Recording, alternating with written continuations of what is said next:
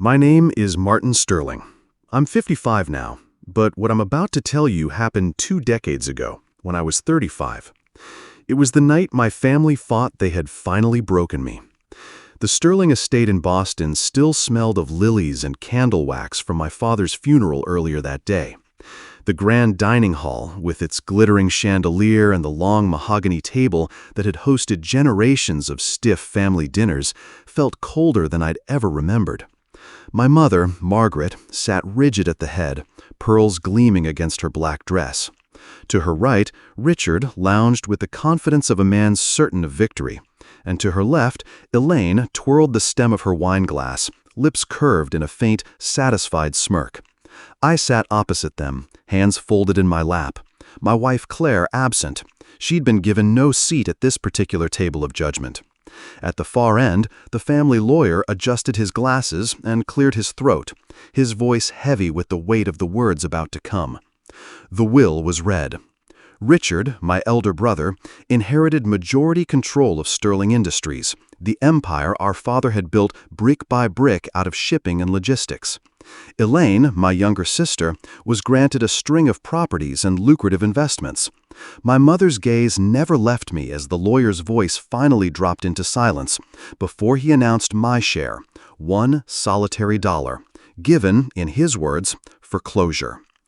The silence that followed was thicker than the mahogany table itself. Richard leaned back, lips curving just slightly, as though the taste of triumph was on his tongue. Elaine didn't bother hiding her satisfaction. Her smirk grew sharper, almost playful. And Margaret, my mother, allowed herself the smallest nod, her approval unmistakable. The message was clear. You are not one of us. You never were. They all waited. I could feel it, the anticipation radiating across the table. They expected me to explode, to protest, to beg for scraps of the legacy that should have been mine. Richard's eyes glittered as though he were ready to savor my humiliation. But I didn't give them the performance they wanted. I picked up the document, scanned the neat legal lines, and folded it, once, carefully, as though it were nothing more than a dinner menu. My chair scraped softly as I rose. "Thank you," I said to the lawyer, my voice even, steady. "That will be all." I didn't look at Richard or Elaine or my mother, not when I could feel the weight of their stares like daggers against my back. I simply walked from the room, the polished oak floor echoing each step. Behind me, the silence fractured, the faint shuffle of Richard's chair, the impatient tap of Elaine's nails against her glass, the almost inaudible hiss of my mother's breath. My calm unsettled them more than anger ever could. Out in the corridor, away from their eyes, I allowed myself the faintest smile. Not because I was happy, but because I finally understood. They thought they had won, and that mistake would cost them everything. If you've stuck with me this far, you already know this isn't the neat, polished kind of family drama people put in glossy magazines. This is the real story, the ugly kind, the kind with twists no one writes down in the highlight reels. And if you want to hear the rest, how betrayal turned into revenge, how patience became my sharpest weapon, then stick around, subscribe, leave a comment, hit that like button. Trust me, you'll want to see how this all plays out. Because they thought they broke me that night. They had no idea I'd already stopped needing their approval years before. When I look back on my 30s, I often wonder if I ever really believed I belonged to the Sterling family at all. My father, Henry Sterling, built his empire from the docks of Boston, rising from a dock worker's son to a shipping tycoon. In that city, his name meant power, and power meant Richard. Richard, my elder brother, was every inch the heir my father wanted, sharp in his suits, ruthless in negotiations, speaking the language of numbers and profit as though it had been written in his blood. Elaine, the youngest, was the darling. She learned early how to bat her lashes, how to turn father's hard jaw into a smile, and how to convince our mother she was owed more than anyone else at the table. And then there was me, Martin, the middle child. To my father, I was the dreamer. It wasn't meant kindly. Too soft, he'd say, whenever I lingered with a book or dared suggest there might be more to life than margins and acquisitions. If Richard was his legacy and Elaine his jewel, I was the footnote. That mansion in Boston never felt like home. Its marble floors and oil portraits, its chandeliers and endless echoing halls, all of it seemed designed to remind me that I was tolerated, not cherished. I spent most of my youth trying to earn a nod of approval, some acknowledgement that I was cut from the same cloth. But every attempt only deepened the gulf. So I left. New York wasn't an escape so much as it was a rebirth. I found work in public relations, starting small, writing press releases for local businesses, hustling to keep clients happy. It wasn't glamorous, but it was mine. There was satisfaction in seeing a shop owner light up because of a well-placed article, or a growing business thrive on a campaign I'd written. My father would have sneered at it, but I found pride in my modest victories. And then there was Claire. I met her on a rainy Tuesday evening in Brooklyn. She was a school teacher, practical and grounded, with a smile that seemed to cut through the city noise. Where my family measured worth in stock portfolios and dinner invitations, she measured it in kindness, patience, and steady love. We married within 2 years, and soon after, our brownstone in Brooklyn was filled with the laughter of 2 children, small voices that made the peeling paint and drafty windows feel like paradise. It wasn't the Sterling estate, no chandeliers, no polished marble, just creaky wooden floors, a kitchen that smelled of Claire's cooking, and a table crowded with crayons, schoolbooks, and coffee mugs. But that house was alive in a way the mansion in Boston never was. Still, some part of me, the boy who had sat at his father's table, desperate for a pat on the shoulder, longed for approval. I would pack up Claire and the children for trips back to Boston, hoping perhaps this time things might be different. But the script never changed. I can still hear his voice, clipped and dismissive, echoing in the great hall as I tried to share some small success from my PR work. "Leave business to Richard," he'd say, barely looking at me. "You're better off writing press releases." He meant it as an insult, of course, a reminder that I was lesser. And every time, I'd smile weakly, usher Claire and the kids to the guest rooms, and tell myself it didn't matter, that I was building something of my own, that his words couldn't reach me anymore. But the truth is, they always did. Because no matter how warm our little brownstone was, no matter how full of laughter, I still carried that cold mansion inside me. I still wanted, foolishly, to prove that I was worthy of the Sterling name. And that longing, unacknowledged, unguarded, would become the crack my brother would one day exploit. When my father's health began to decline, I felt something stir inside me that I hadn't felt since I was a boy. Hope. Hope that perhaps, in the face of mortality, old grudges might soften. That a man who had built an empire with his bare hands might, at the end, look at his middle son and see more than a disappointment. I began making the drive from New York back to Boston more often, slipping into that grand estate with the marble floors and the smell of polished wood that always seemed more like a mausoleum than a home. My father was a shadow of the man he'd been. The booming voice that once commanded boardrooms was reduced to a hoarse rasp. I sat with him often, reading aloud from the newspaper, recounting stories of my children. He rarely responded, but when he did, it was usually to ask after Richard or to nod faintly at Elaine's latest indulgence. Still, I held on to the scraps. Even silence felt like an invitation to try harder. It was during one of those visits that Richard approached me.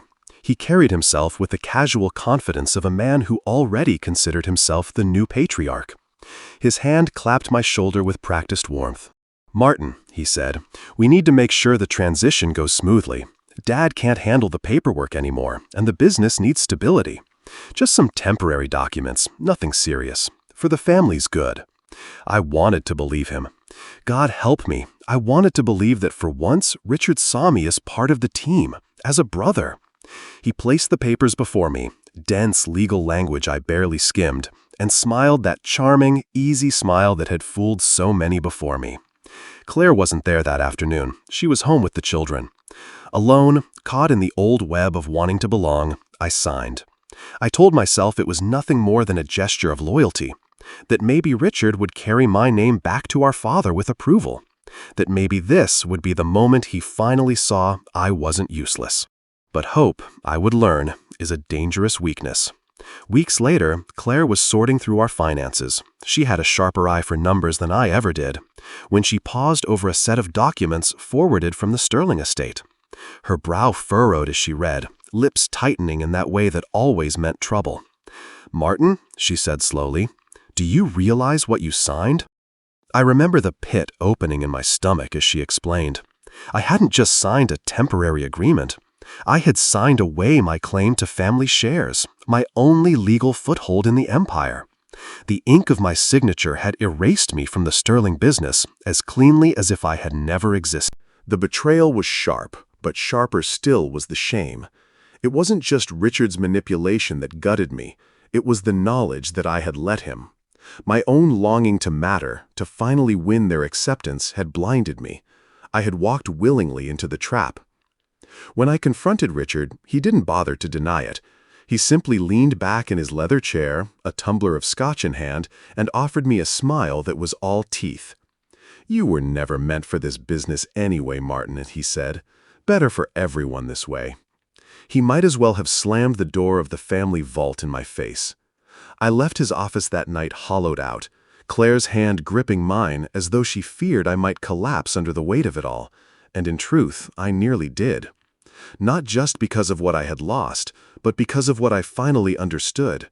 All those years of hoping for approval had only made me easy prey. At 55, looking back across 2 decades, I can name the lesson clearly. At 35, I could only feel the ache of it.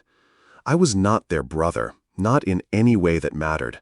I was their obstacle, and obstacles are meant to be removed. Humiliation has a way of clinging to you, like smoke in your clothes after a fire. By the time of the family's anniversary gala, I carried it like a second skin. The event was held at the Copley Plaza Hotel in Boston, all marble columns and glittering chandeliers, the kind of place the Sterlings reserved for reminding the world of their stature. Men in tuxedos, women in sequined gowns, champagne flutes raised beneath gold-trimmed ceilings.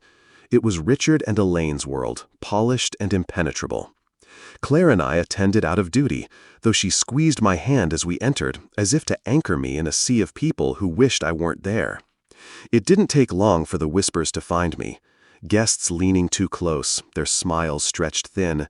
"So sorry to hear about your situation." Laughter at the edge of my vision, the murmured suggestion that I'd fallen on hard times. Rumors spread like spilled wine, and I knew their source. Elaine. My sister always had a talent for turning venom into conversation. I tried to drown it out, sipping my drink, keeping my smile fixed. But it grew impossible when Margaret, my mother, took the stage. She stood regal in her black gown, pearls glowing under the lights, and lifted her glass to make a toast. "To Richard," she said, her voice cutting through the din, "for stepping into his father's shoes with grace and brilliance. Sterling Industries could not be in better hands." The room erupted in applause. Cameras flashed. Richard basked in the attention, chin high, hand resting possessively on the shoulder of some executive beside him. Not a word from me, not a glance in my direction. I might as well have been invisible. I felt Claire's hand slip into mine under the table, her thumb brushing gently across my knuckles. That small, quiet gesture was the only acknowledgement of my existence in a room of hundreds. For years, I had thought anger would be my undoing, that one day I would snap, shout, demand to be seen. But in that moment, I felt something colder take its place.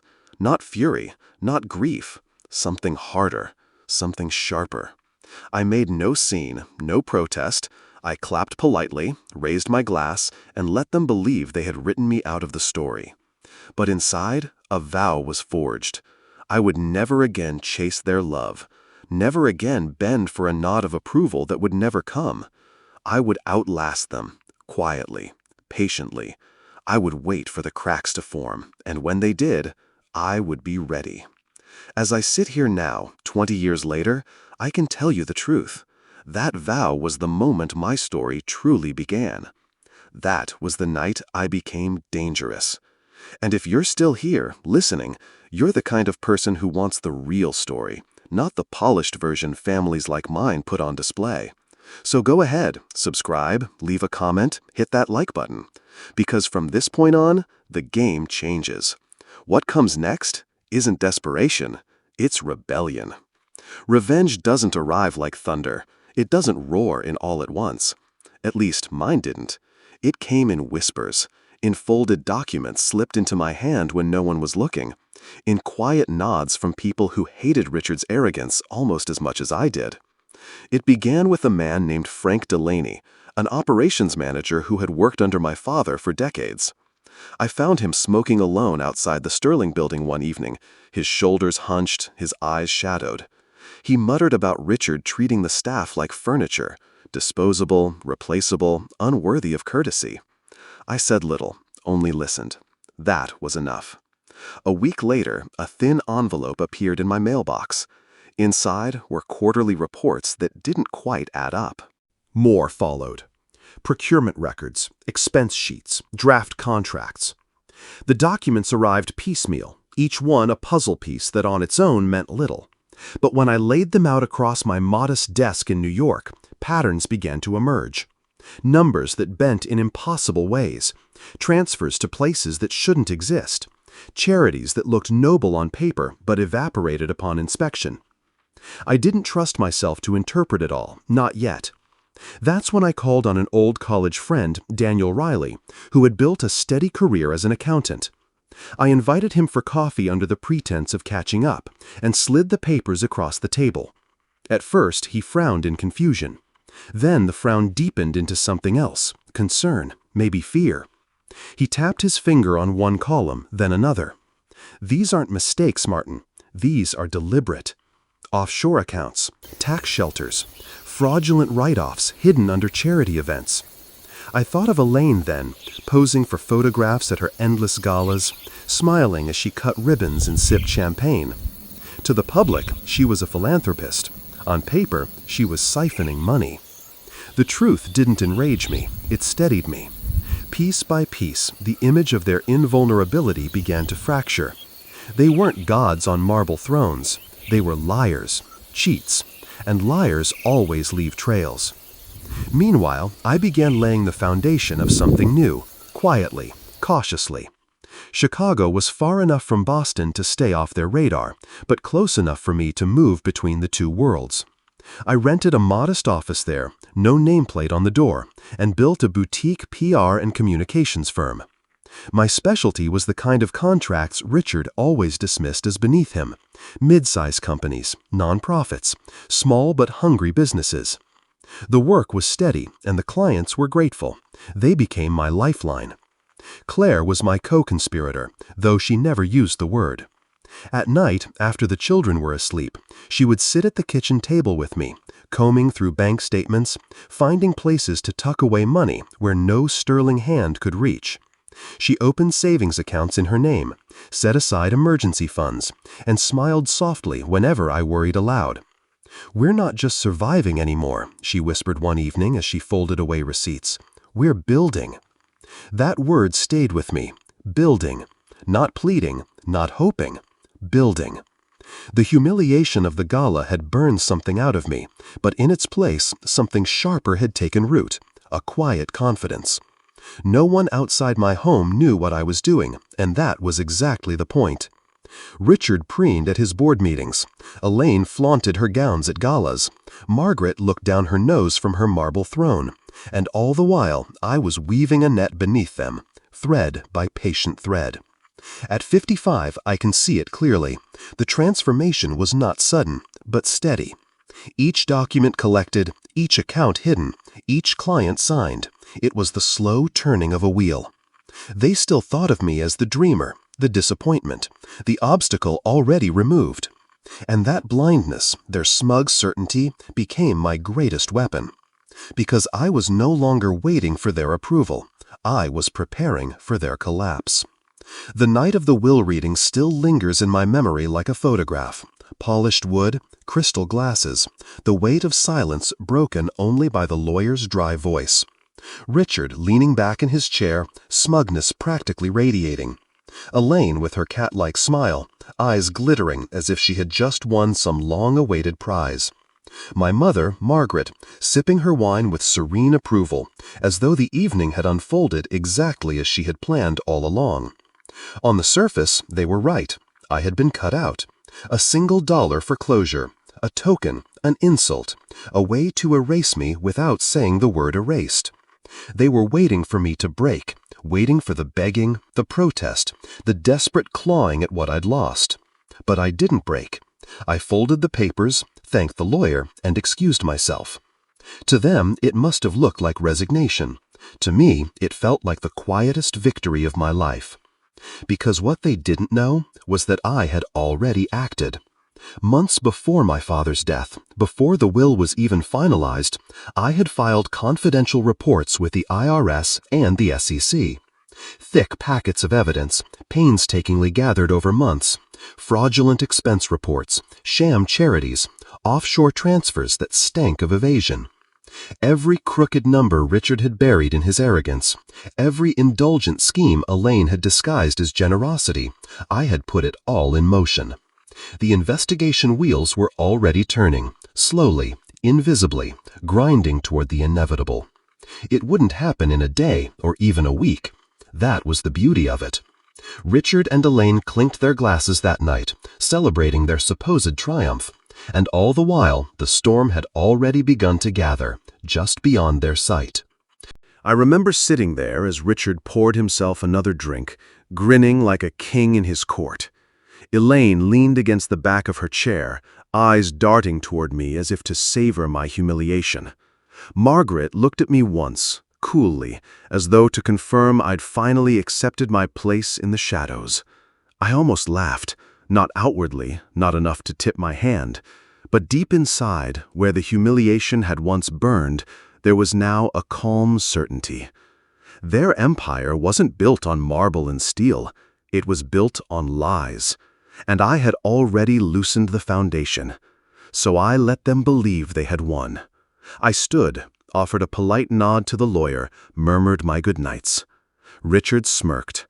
Elaine whispered something under her breath that made her laugh, and Margaret waved me off with a flick of her hand. To them, I was nothing more than the defeated sun leaving quietly into the night. But as I stepped out of that grand estate, into the cool Boston air, I felt the first true breath of freedom I'd had in years. The lights of the mansion glowed behind me, warm and oblivious, as though nothing could touch them. They had no idea the fire had already been lit beneath their feet. I drove back to New York that night, the roads dark and empty, the city skyline rising like a promise in the distance. When I walked into our brownstone, Claire was waiting, her eyes searching mine for the outcome. I kissed her forehead and whispered, "It's done." She didn't ask what I meant. She didn't need to. She only took my hand and led me upstairs to where our children slept, their breaths steady, their small bodies curled beneath blankets. For the first time in years, I looked at them and didn't feel powerless. I felt ready. At 55, looking back, I know that was the turning point. That night, I didn't leave defeated. I left armed with patience and certainty. Revenge doesn't need a battle cry. Sometimes it only needs silence and time. It didn't take long. Just a few weeks after my quiet exit from the Sterling estate, the headlines began. Federal investigators raid Sterling Industries offices. Cameras caught suited men walking in and out of the Boston headquarters, boxes of documents carried under their arms. The photographs were plastered across every paper, every business channel. Reporters swarmed the steps, their microphones bristling like bayonets. Richard's face was absent that day, but not for long. Day after day, stories dripped into the press. Fraudulent filings, questionable transfers, donations that circled back into personal accounts. Every charity Elaine had ever flaunted as her grand achievement was exposed as a siphon for money laundering. My mother's carefully cultivated image as the elegant Sterling matriarch collapsed overnight, reduced to a woman who had either looked away or, worse, approved of it all. Stocks plummeted, investors fled. Old allies, men who had once clinked glasses with Richard in dark-paneled boardrooms, now spoke only through lawyers. And there I was, in Chicago, watching it unfold like a man who had already read the ending of the book. My own firm was growing in the shadows of their collapse. Clients who once longed for the sterling name now sought distance from it, and in that distance they found me. Contracts Richard had dismissed as beneath him, small manufacturers, regional nonprofits, mid-sized companies looking for integrity now filled my roster. My so-called dreamer's skills in communications, the very thing my father had once mocked, became the sharpest tool in my arsenal. I wasn't running an empire, but I was building something clean, something steady. The true spectacle came at the Sterling Foundation Gala, their crown jewel event of the year. Elaine had spent months planning it. Ball gowns ordered from Paris, chandeliers rented from New York, the guest list curated to include senators, CEOs, and socialites. But no one remembered the dresses or the flowers. They remembered the whispers. Midway through the evening, as the orchestra played beneath glittering lights, phones began to buzz. Screens glowed in the dim hall. A breaking story rolled across every major outlet. Sterling family under federal investigation. Charity fraud uncovered. At first, it was just murmurs. Guests leaning across tables, brows furrowed. Then the murmurs swelled into gasps, cameras flashing, voices rising. Photographers surged like vultures, their lenses snapping as Richard stormed from the stage, his face red with fury. Elaine trailed behind, her gown catching on the steps, her smile cracked into something brittle. Margaret remained seated for a moment too long, her wineglass trembling, before she too disappeared into the chaos. By morning, the footage was everywhere. The Sterling Gala had collapsed under the weight of truth, not music. By morning, the footage was everywhere. The Sterling Gala had collapsed under the weight of truth, not music. I didn't attend, of course. I didn't need to. Claire and I watched it unfold on the evening news, sitting together in our Chicago condo. The screen lit her face as the anchor described raids, subpoenas, crumbling reputations. I felt her hand slip into mine, steady and warm. We didn't cheer. We didn't toast. We simply sat there in the quiet, our fingers interlaced, as the empire that had tried to erase me crumbled for the whole world to see. At 55, looking back, that silence means more to me than any applause could. Revenge, I learned, doesn't always roar. It can whisper, it can wait, and when it finally arrives, it doesn't need to be loud. And if you've stayed with me this far, you know this isn't just about wealth or power. It's about patience, resilience, and the kind of justice they never saw coming. So, if stories like this, messy, human, and unpolished, are what you're drawn to, go ahead and subscribe, leave a comment, maybe hit that like button. Because the final act, the quietest one of all, is still to come. At 55, life is quieter than I ever imagined it would be, and I'm grateful for that. Chicago has been good to me. My firm has grown into something solid, respected. Not vast or ostentatious like the empire Richard once boasted of, but steady, grounded, and mine. My children are grown now, one in graduate school, the other chasing their own career on the East Coast. Claire and I walk the lakefront on cool evenings, talk about the little things, and laugh about the life we built from nothing. I don't spend much time thinking about Boston anymore, though the past has a way of creeping back through headlines. Every so often, I'll see Richard's name in the business pages, Sterling heir fighting new lawsuit, or Elaine's face in the lifestyle section, smiling thinly as she auctions off heirloom jewelry to fund her shrinking existence. Margaret almost never appears at all, except in society notes that mention her absence from events she once commanded. Reclusive, they say, withdrawn, alone. I don't gloat when I read these things. The truth is simpler. I feel nothing. They became exactly what they always were beneath the polish, hollow. And I've stopped needing to carry the weight of their shadows. Still, the world has a way of offering you one last confrontation. Mine came at Logan Airport, of all places. I had flown into Boston for a client meeting. Quick, quiet, in and out. As I stood in line at the gate, I caught sight of a figure I almost didn't recognize. Elaine, my sister, once dazzling in her gowns, now thinner, older, her eyes ringed with shadows not even makeup could hide. She wore a coat that seemed a size too large, her jewelry understated, her smile brittle. For a moment, I thought she would pass by without noticing me, but then her eyes locked on mine, and something sharp flickered across her face. She approached, her steps quick, purposeful. "You," she hissed, low enough that only I could hear. "You destroyed us." I looked at her, not the glamorous socialite, not the spoiled darling of the family, but simply a woman stripped of the armor she once wore so proudly. And I felt the same calm I had carried since that night at the dining table. "No, Elaine," I said evenly. "You destroyed yourselves. I just refused to be your casualty." She flinched, as if the words cut sharper than any public scandal ever could. Then she turned, her shoulders stiff, and walked away without another word. I watched her disappear into the crowd, swallowed up by the endless shuffle of travelers. For the first time, I realized she was no longer larger than life. She was just another person carrying her own ruin. I boarded my flight with a strange sense of peace. Not triumph, not victory, just closure. They thought they broke me at that dining table 20 years ago, when the lawyer read the will and handed me a single dollar as if it were the measure of my worth. But betrayal is the best teacher, and I learned well. Sometimes the sweetest revenge isn't watching them lose, it's living free without them. They thought they broke me at that dining table 20 years ago, when the lawyer read the will and handed me a single dollar as if it were the measure of my worth. But betrayal is the best teacher, and I learned well. Sometimes the sweetest revenge isn't watching them lose, it's living free without them.